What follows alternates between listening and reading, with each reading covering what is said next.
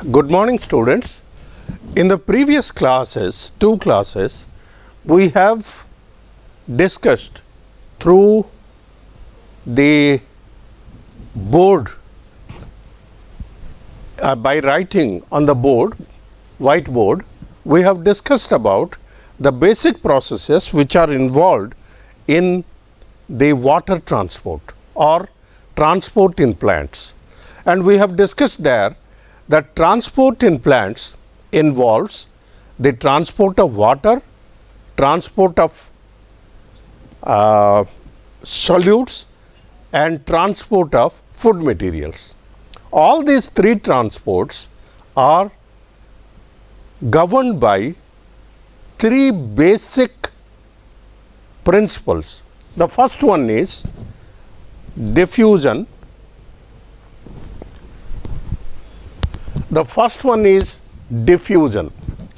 Second one is osmosis, and the third one is the active transport or carrier mechanism. Now, I am not discussing here the carrier mechanism, we will discuss it later. I am discussing here the diffusion and osmosis.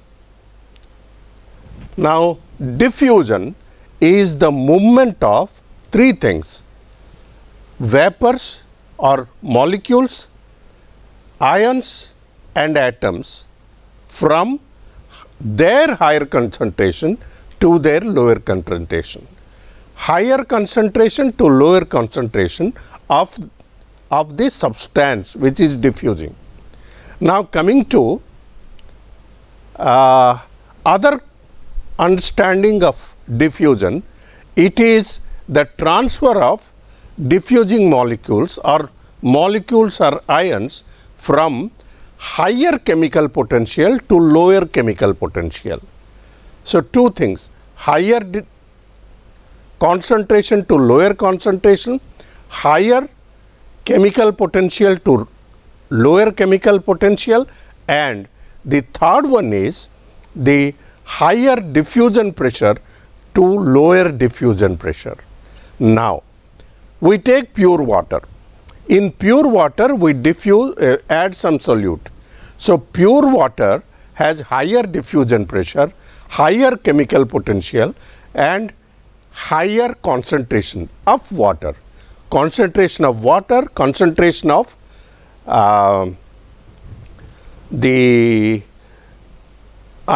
chemical potential and diffusion pressure. All three are higher. Now, from higher to lower. Now, if you place a semi-permeable or selectively permeable membrane, what is the difference between the two? Semi-permeable membrane allows only solvent molecules like water to pass through. Selectively permeable membrane allows solvent molecules and some selective other molecules through the membrane. Now, that is the presence of semi-permeable or selectively permeable membrane. In case of osmosis, the same movement from higher concentration to lower concentration of the solvent, because remember this, that diffusion involves only the movement of water, solutes or any other substance or gases, but osmosis involves only water or any other solvent for that matter. So, during osmosis what happens is the movement is from higher concentration of water to lower concentration of water. In plants we consider about water only. Higher concentration of water to lower concentration of water, higher chemical potential of water to lower chemical potential of water, or higher diffusion pressure of water to lower diffusion of pressure of water. Now, the other concept which is mainly used nowadays is water potential. Water potential is the other name of, remember once again I am telling this, water potential is the other name of chemical potential of water.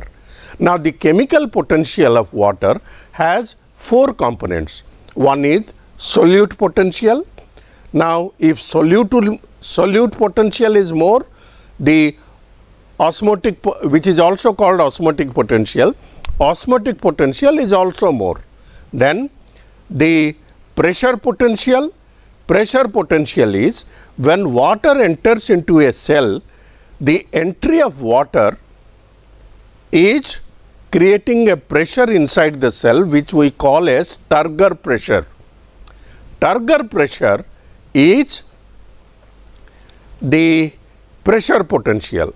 What is psi s? Psi s here? Psi s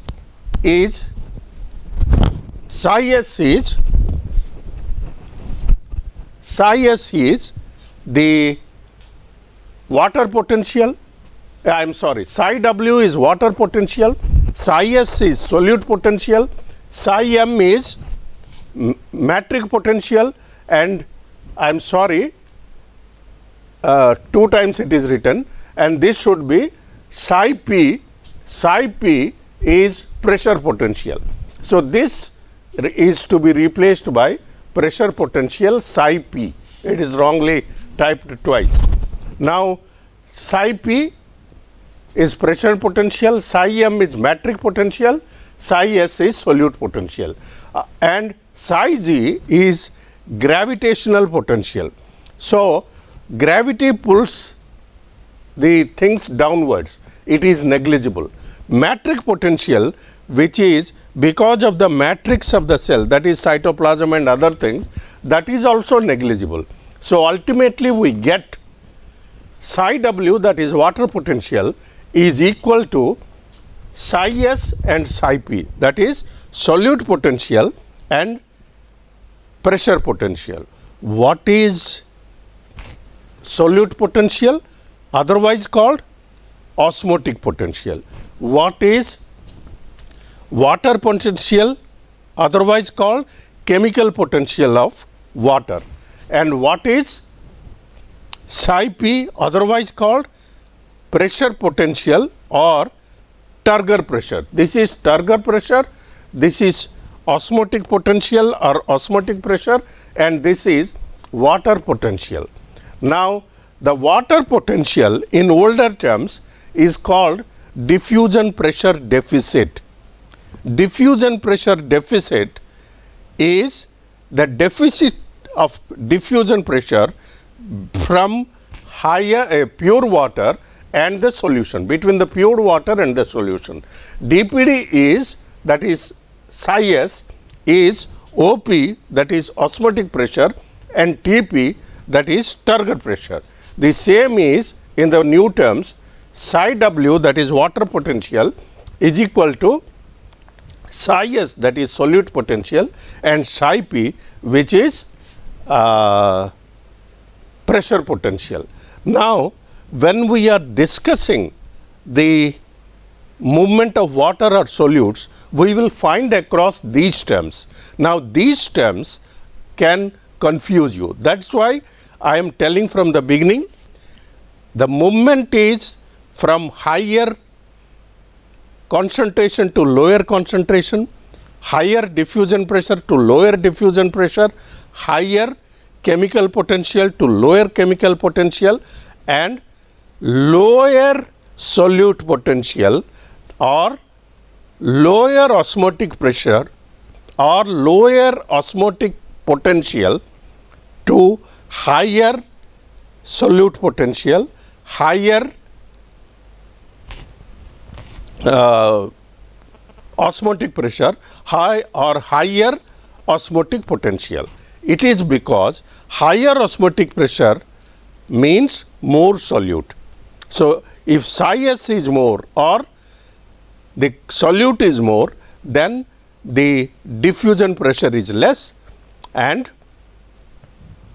the osmotic potential or chemical potential of water is less, and the water potential is more negative.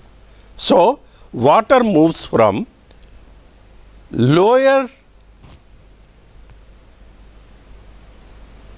osmotic potential or lower osmotic pressure through or lower solute potential reversely, that is lower to higher and DPD from lower DPD to higher DPD. Now, this is the equation. Now, let us try to understand different concepts of physiological concepts of this.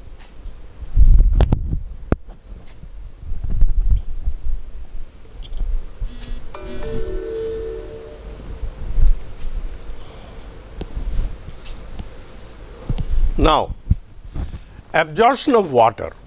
Absorption of water is the process by which water is absorbed by the plants. Which part of the plant absorbs water? It is the roots. Roots absorb water. Now for absorption, water must be available in the soil. Now, the water that is available in the soil is divided into three categories: whole or total water available, present, not available, present. Now, available for absorption is Chechard, and not available for absorption is Icard. You will find all the categories here. They are the types of water that are in this soil. First is, let us try to understand it in a different way. That is, suppose there is a rain. So, water falls on the ground. The water moves along the ground, and this water is not available for the plant because it moves away, and that is run away water. I am not discussing in that order. I am discussing how it happens. Run away water. Now, some water percolates into the soil. It enters into the soil, and this water either may remain in between the soil particles, that is called capillary water. It forms capillary tube. In between the soil particle, water remains, that is capillary water, or the water may go down into the water table, that is gravitational water. You can apply your common sense. Because it goes very down, roots cannot reach gravitational water. So, gravitational water is not available. So, it is Icard. Capillary water, which is present in between the soil particles, is Chechard. It is available. Then hygroscopic water. Some of the water gets absorbed. Adsorbed means attaching to solids. Solid soil particle gets surrounded by water molecules. That is called hygroscopic water. Hygroscopic water is not available for absorption, so it is also Icard. Runaway, I have already told you that it is not available. So, chemically combined water is, suppose copper sulfate 5 water, now zinc sulfate 10 water. Like this, the chemicals have combined with water to form chemically combined water, and that is also not available for absorption. So, the water that is available for absorption by the plants is the capillary water. Now, come to the next. Next is, in the root there are different regions, and of these regions, some regions are helpful for absorption. Now, the root tip starts with root cap. In the root, there is a root cap. There is no absorption. Then there is meristematic zone or rapidly dividing cells. Now, they are responsible for increase in the length of the root. Now, meristematic zone, no absorption. Then zone of elongation. The cells which are formed by the meristematic zone get elongated. That is zone of elongation. Here also very little absorption. And next is the root hair zone, where the root hairs are present, and here there is absorption. And after that is maturation zone, where there is little or no absorption. So root hair zone is the zone of the root where water absorption takes place. Now coming to the root hairs, now root hairs have pectin and cellulose in their cell walls. Now this pectin and cellulose love water, so that is called hydrophilic. The hydrophilic pectin and cellulose wall attracts water. Next, now this is the path of water through the soil, through the root. Now once the water enters into the root hair, it passes from cortex. This is the cortex cells which are parenchymatous. This is the endodermis which is parenchymatous. This is pericycle. Endodermis also has special types of thickenings called Casparian strips, and this is xylem. Ultimately water enters into the xylem. This is the path of translocation. I am repeating again, water into the root hair, through the cortex, then to the endodermis, and then to the pericycle, and ultimately to the xylem. But the endodermis, here it is not shown, endodermis has special thickenings which are called Casparian strips. Now these Casparian strips, C-A-P-S-A-R-I-N, Casparian strips do not allow water to pass through. But at certain places like this cell, there are passages.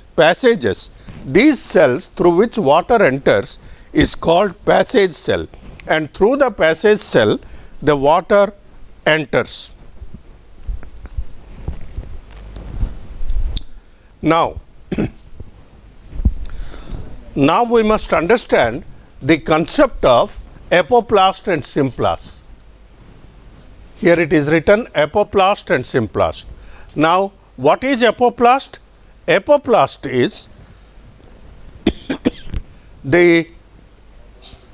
you see, I will go to the previous slide.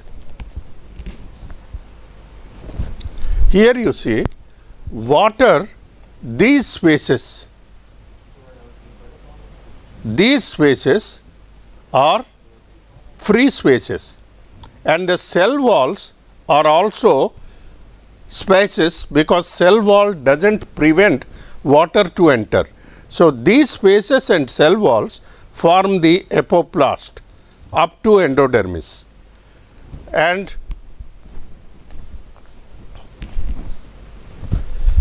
here we find the apoplast is the passage through the intercellular spaces and walls like this up to the endodermis, where there is Casparian strip, and the other is the symplast. Symplast is through the protoplasm.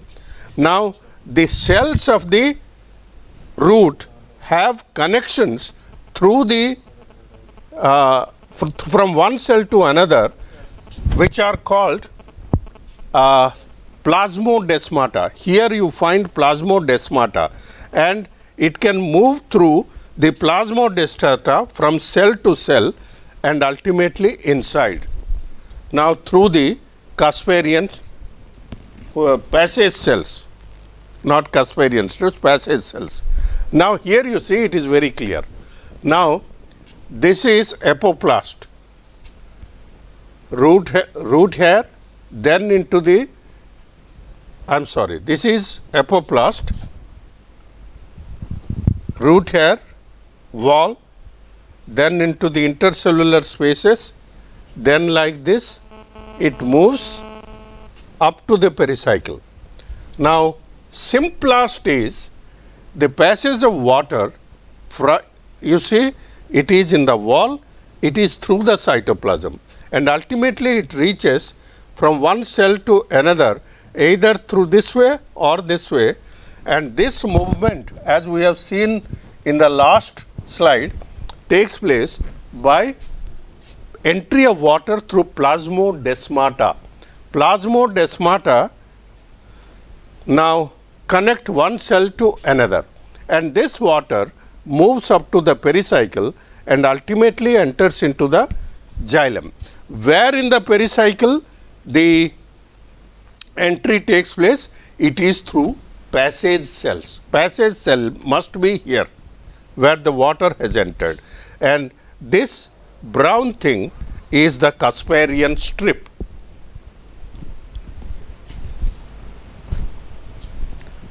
So, let us review what we have studied.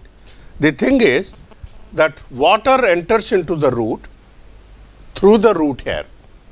Now, after entering into the root hair, into the walls, it may move up to the xylem of the root through two pathways. It may pass through the walls and intercellular spaces and reach the endodermis, or it may pass through the plasmodesmata, which are living connections of protoplasm between cells, and it ultimately reaches endodermis. But ultimately the water enters into the xylem through passage cells, which are without Casparian strips in the endodermis. Now, coming to active absorption. Now, there are mechanism of absorption. It is very simple. Now, in active absorption, the root is directly involved. Root is involved, and inside the root there are osmotically active substances. Again, I am coming back to what I had discussed in the beginning. You see, in the beginning, I told you that osmotic concentration increased means osmotic potential increases, osmotic pressure increases, okay, and water potential decreases. Suppose inside the cortex, let's go to the previous slide and try to understand this. Suppose in the cortex cells, the osmotic concentration increases. Why it will increase? Because of metabolic activities, osmotic concentration or osmotic potential or solute potential increases, which I have discussed in the beginning. Now, because of this increase, water has to be drawn because more concentrated inside. So, more concentration of osmotic substances, so less water potential, negative water potential. So, outside in the soil, the osmotic concentration is less, or that is osmotic potential is less, osmotic pressure is less, so water potential is more.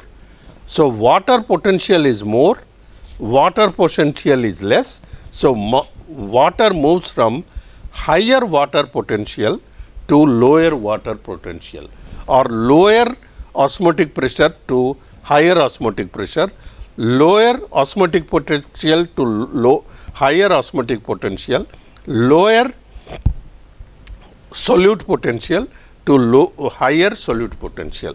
This type of movement from soil to epiblemma, that is outer layer of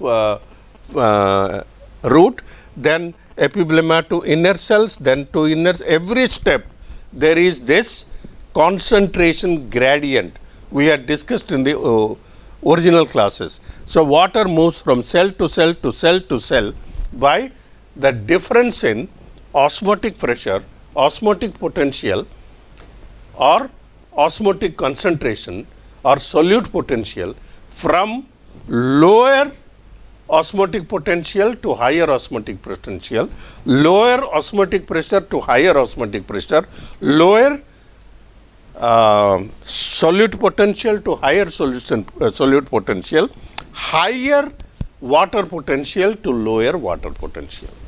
Now,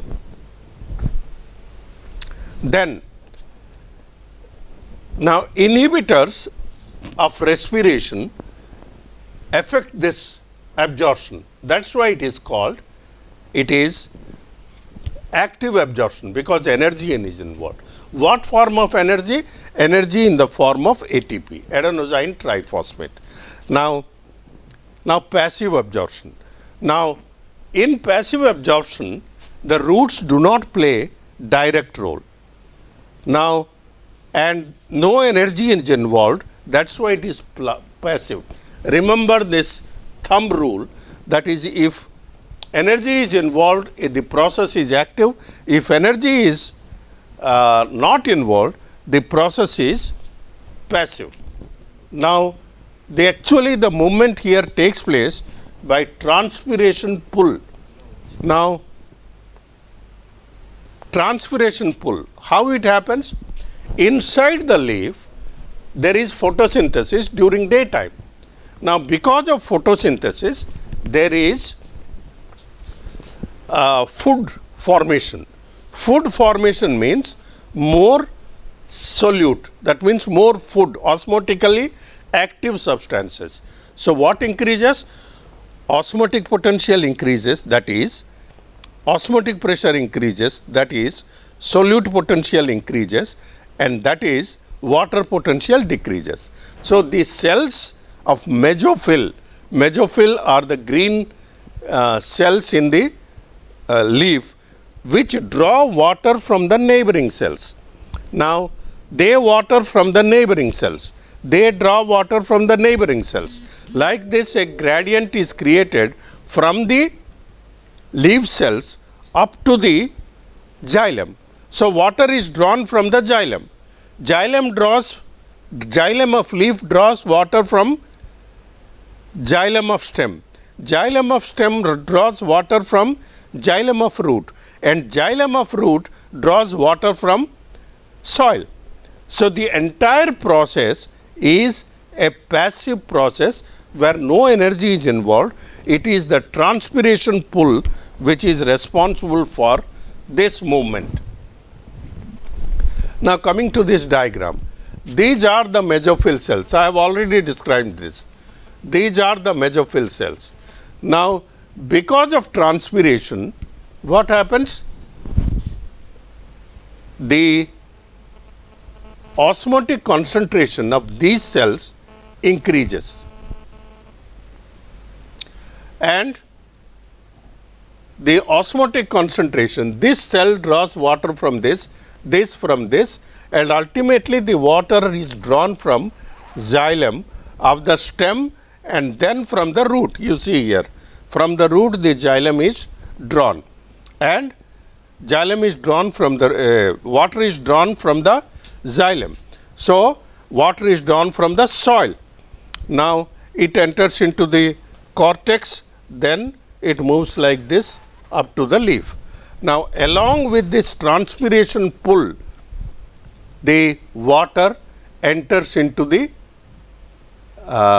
plant and moves upwards. So, there is no role of root here, it is simply a carrier, and the transpiration pull draws the water. Here you see water enters here, it moves along the root, then to stem and to the leaf. Who is responsible for this? The photosynthesis in leaf. The photosynthesis in leaf increases osmotic concentration or osmotic potential or solute potential of the leaf cells. So, they draw water from the neighboring cells where the osmotic potential, solute potential or osmotic pressure is low, and in turn their osmotic pressure decreases. So, they draw water from the neighboring cells. Like this, continuously water is drawn from cell to cell up to the xylem, and xylem of the leaf draws water from the xylem of the stem, and xylem of the stem draws water from the xylem of the root, and ultimately the water is drawn from the cortex of the root, then from endodermis and cortex of the root, and from epiblema, and ultimately from the soil. So, this is passive absorption of water.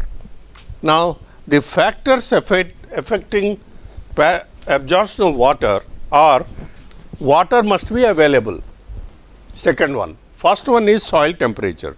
Soil temperature increases growth of the root, then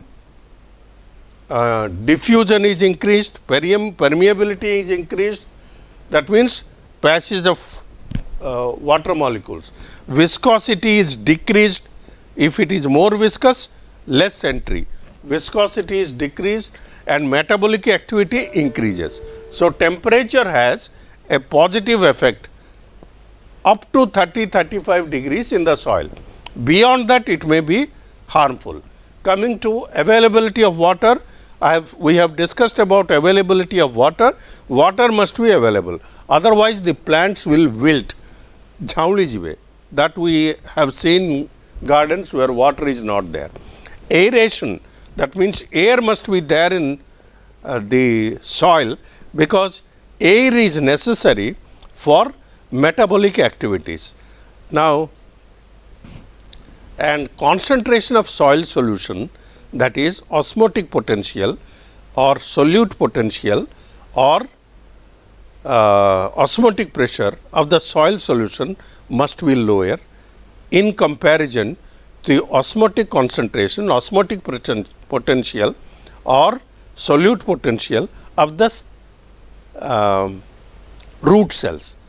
In other words, water potential of the soil must be higher than the water potential of the root. I am repeatedly telling osmotic potential, all these things, because they will be put into your mind by repeated discussion.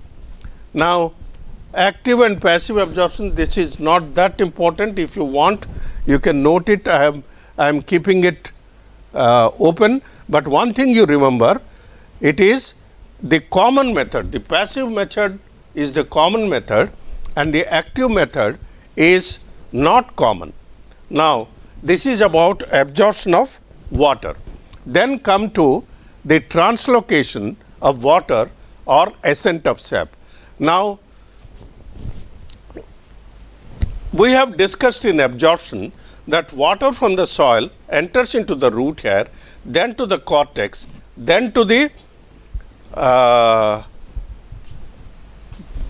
endodermis, to the pericycle, and ultimately to the xylem.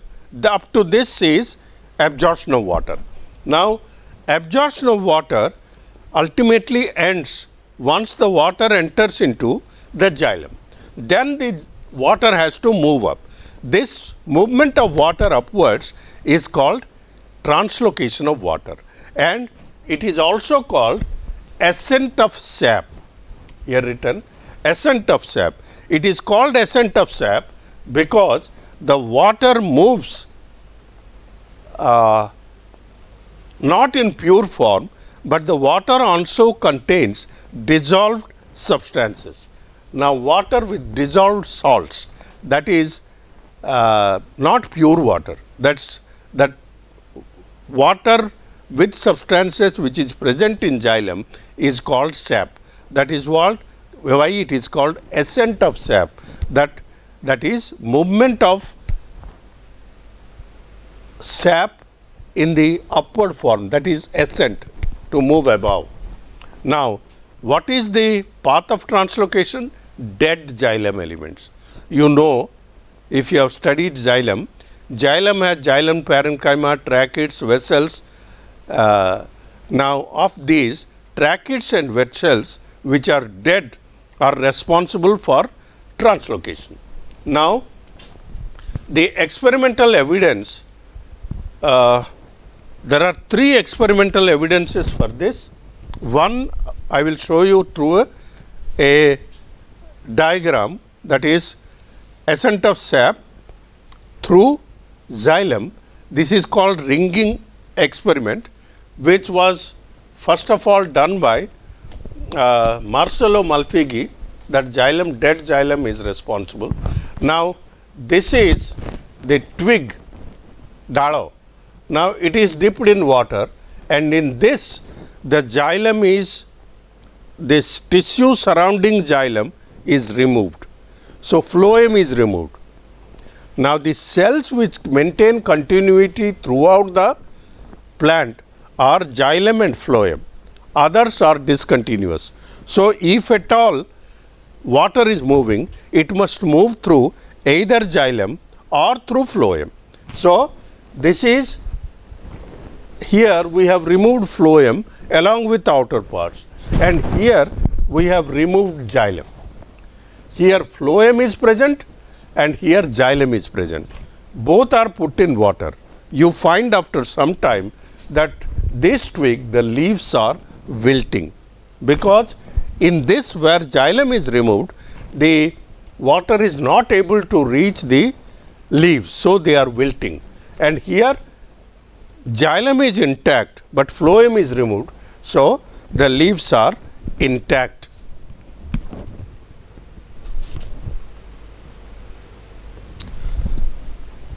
Now, the second evidence is, if you put in the beaker where there is twig, in the next experiment we have shown it, if you put copper sulphate or picric acid, which are poisons, we find that water still moves off and the twig do not wilt. That means the passage of water is through dead cells or not, and not living cells, because this picric acid or copper sulphate kills living cells, but it does not affect dead cells. Now, coming to another example, that is evidence, that is balsam twig. Now, you dip it in colored dye, colored substance, liquid, and you will find that the colored substance moves throughout the plant, and if you cut the plant and look at it, you will find that the color is seen in the xylem area of the stem and not in outside, that is phloem. So, three evidences: girdling or ringing experiment, that is this one, girdling or ringing experiment, where we remove xylem and remove phloem, and we find that removal of xylem affects the twig. Then is the poison substances. The poison substance is affecting, not affecting the conduction of water or movement of water. And the third evidence is colored substances which color the xylem and not the phloem. And there are three theories which explain the ascent of sap or translocation of water. The first theory is vital force theory. Vital force theory is one which is already rejected, but only for one reason we discuss it, because this theory was given by one of India's leading physicist of that time, Sir J.C. Bose. Sir J.C. Bose, pulsation theory. He found that when a needle is entered into the cortex of the stem where the cells are living, there is a pulsatory movement which is observed in the galvanometer. Pulsatory movement in the cortex, but later on it is found that there is no such pulsatory movement. So, this theory is only historical, it has no relevance. Now, root pressure theory has some relevance. Now talking first of all, defined root pressure. Root pressure is the pressure developed in the root because of metabolic activity of the roots. Positive pressure developed in the root. Now, living cells are involved in this, so it is an active process, and the objections of this theory Now, one more thing I must tell you, that we find that when a stem is cut, a sap comes out. It is believed that this is because of the root pressure. The sap is coming out. Sap, I have already told you, that water with minerals. Now, we can measure the root pressure. Here there is an osmometer. Here we have cut the twig and we have put one osmometer. Here there is water and here there is mercury. Now, the mercury level rises and the maximum root pressure that is found usually is 2 atmospheres, and this is not sufficient to lift the water to 300-400 feet, and some of the plants are 300 to 400 feet high. So, it can lift water up to 64 feet. You know that the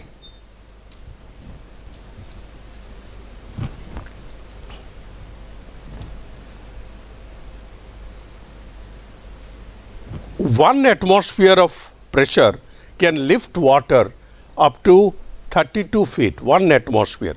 So, 2 atmospheres, that means 60 to 64 feet.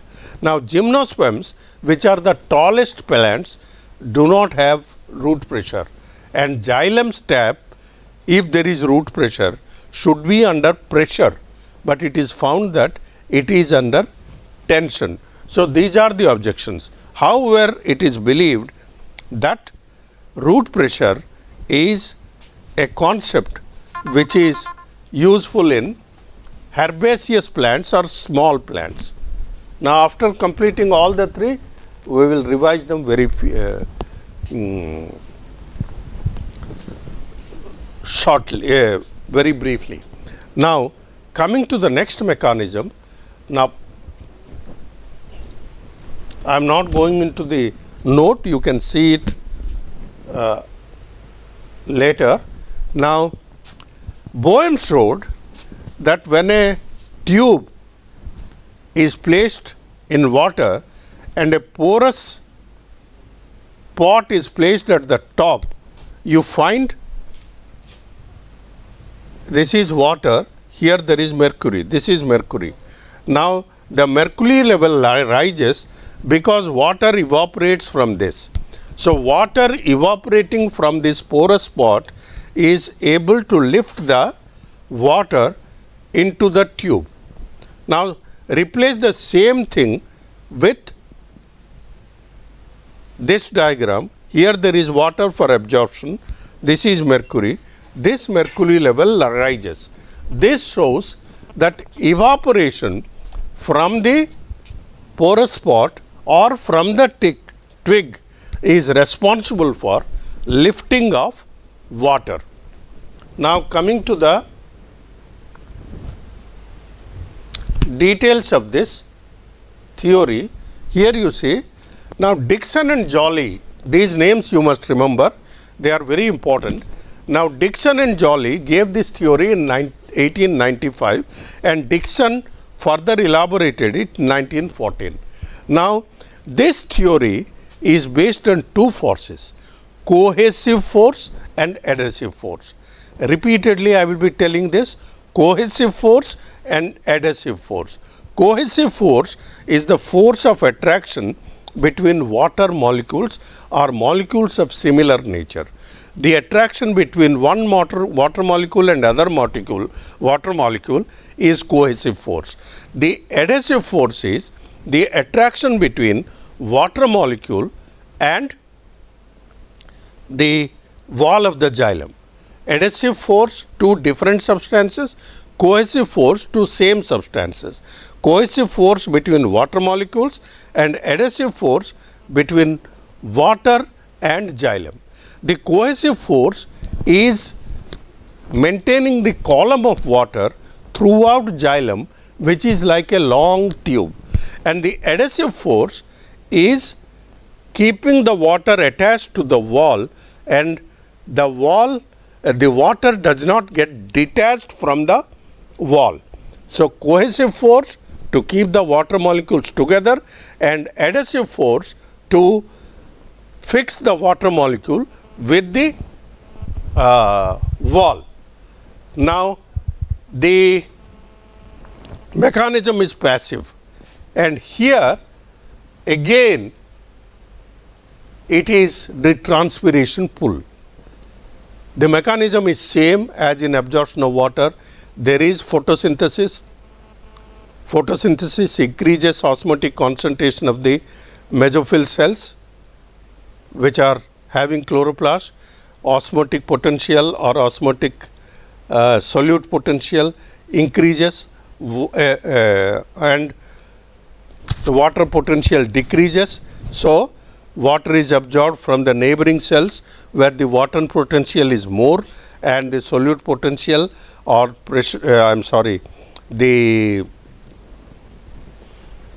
osmotic potential or osmotic pressure is less, and the cells ultimately, the water ultimately transpires, and gradually from one cell to another, like this, water is drawn from the xylem. And once water starts drawing from the xylem, the water column moves up, and the moving up of water column is maintained by the cohesive force and adhesive force.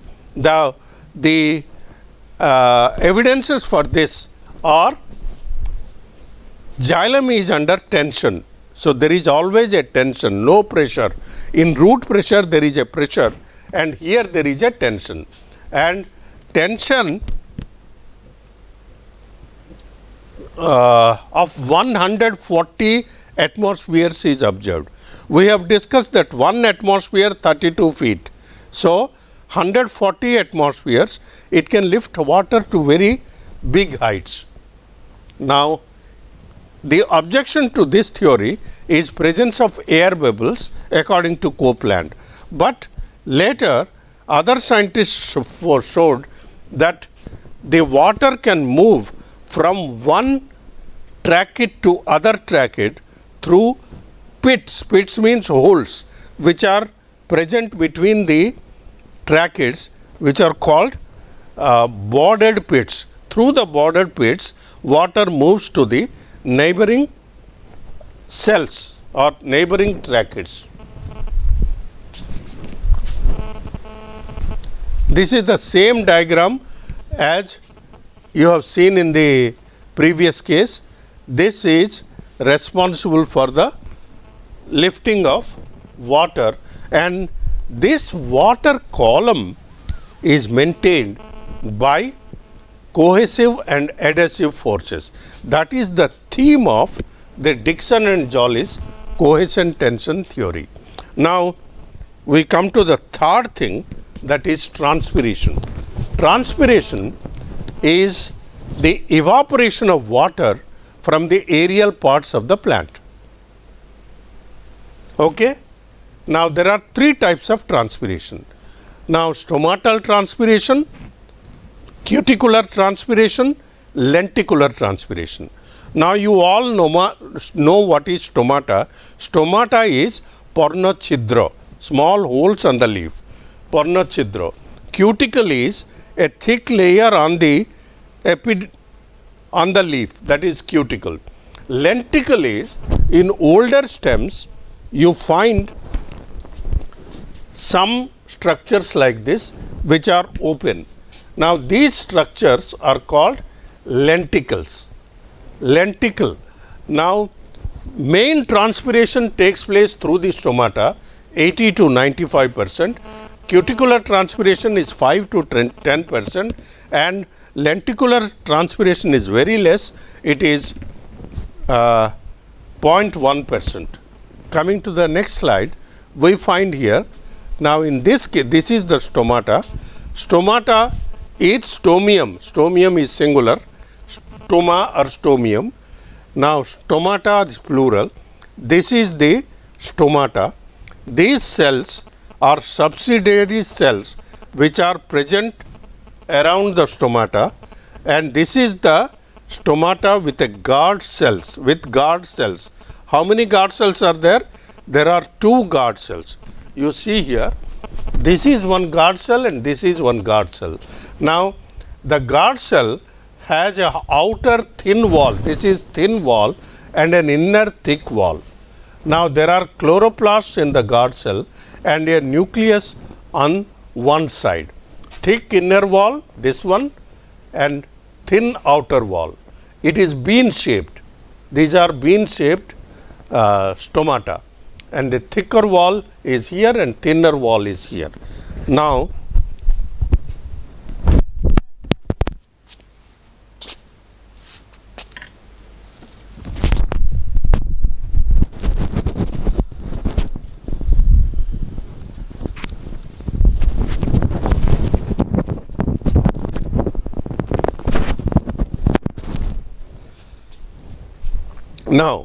there is one more characteristic of the guard cells is the walls of the guard cells are radially thickened.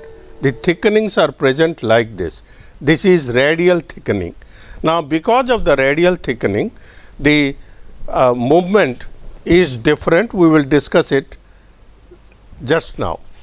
Now, where are the stomata distributed? In plants like potato, the leaves have more stomata on lower surface and less stomata on the upper surface. In plants like mulberry, they are present only on lower surface. In plants like water lily, they are present on only upper surface, and they are equal number in plants like oat, and they are absent in some plants which are aquatic plants that are submerged. That means budiki roitve. Potato more lower, more on lower, less on upper. Mulberry only on lower surface. Water lily only on upper surface. Oat both surface equal, and Potamogeton almost absent. Now, mechanism. We have seen the guard cell.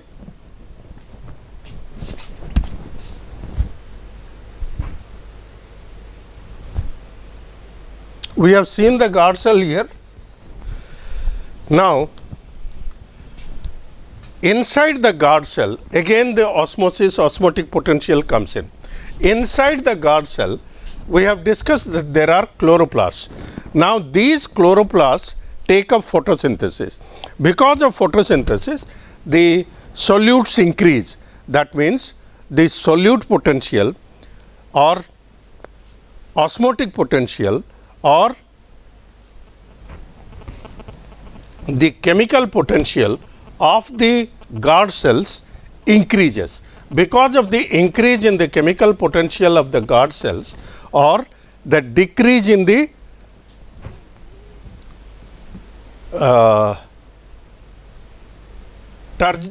water potential of the guard cell, water is drawn, water enters into the guard cells from the neighboring cells. Water enters from the neighboring cells. Now, the entry of water from the neighboring cells makes the guard cells turgid. The guard cells become turgid, and because of the turgidity of the guard cells, the expansion takes place inside the guard cell, and the expansion is more on the outer side because the outer side has thinner wall and it is less on the inner side where there is a thick wall. And because of this, the guard cells bend like this they bend, and an opening is created, and this is the opening of the stomata. Stoma open, stoma close. Now, here the turgidity has increased. Let me repeat again. In this case, what happens? The guard cells which have chloroplasts photosynthesize during daytime, and the photosynthesis increases the sugars in the guard cells.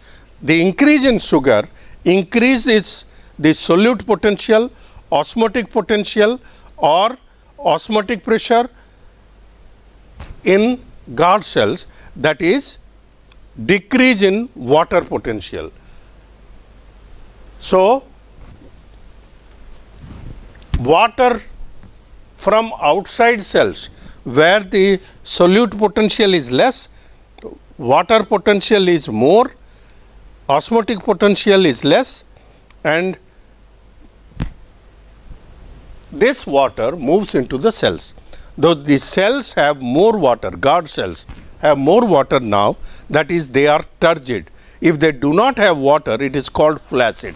Now they are turgid, and the turgid guard cells expand, and the expansion is possible only on the outer side, because the outer side has a thin wall and the inner side has a thick wall, and the guard cell opens up to form a larger opening.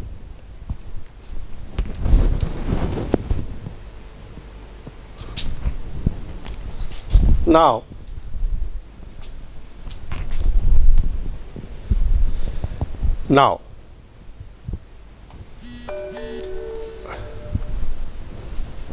I have already told you that the radial micellation helps in this opening. Now, few minutes left. I will complete the starch sugar hypothesis in 3-4 minutes. Now, okay, during the daytime there is photosynthesis, and we said that there is more sugar, so the stomata opens because the guard cells become turgid. Why do they close during the night? Now, it is because during daytime, it has been observed that during daytime there is accumulation of sugars in the guard cells. Okay. Lloyd said these sugars are converted to starch during night, and starch is insoluble in water. So, soluble sugar increase osmotic concentration, but insoluble starch decreases osmotic concentration. So, this causes closure of stomata during night. So, starch sugar hypothesis was given by Lloyd first time.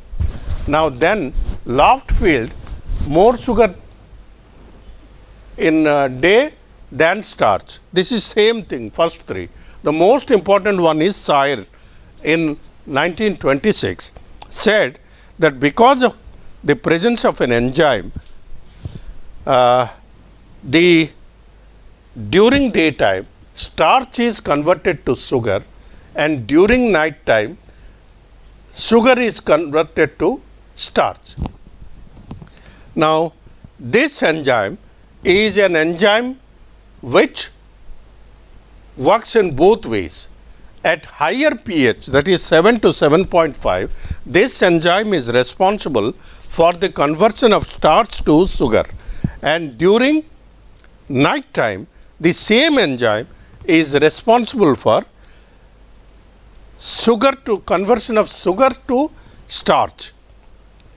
Then at pH 4.2 to 5, and here we find that during daytime the carbon dioxide is present in the guard cells, is utilized in photosynthesis. So, carbon dioxide, if it is present, it gets dissolved in water to form carbonic acid, so less pH. So, if carbon dioxide is utilized in photosynthesis, the pH increases and the enzyme which is present converts starch to sugar. During night, what happens? There is no photosynthesis, though carbon dioxide accumulates and sugar is converted to starch because the pH decreases due to more carbon dioxide. But the problem was, what is the sugar that is formed? Starch, there is no confusion. Actually, Sayre said that it is glucose 1-phosphate which is formed from starch, but glucose 1-phosphate is not osmotically active. So, it has to be converted to some other form. Now, what is that?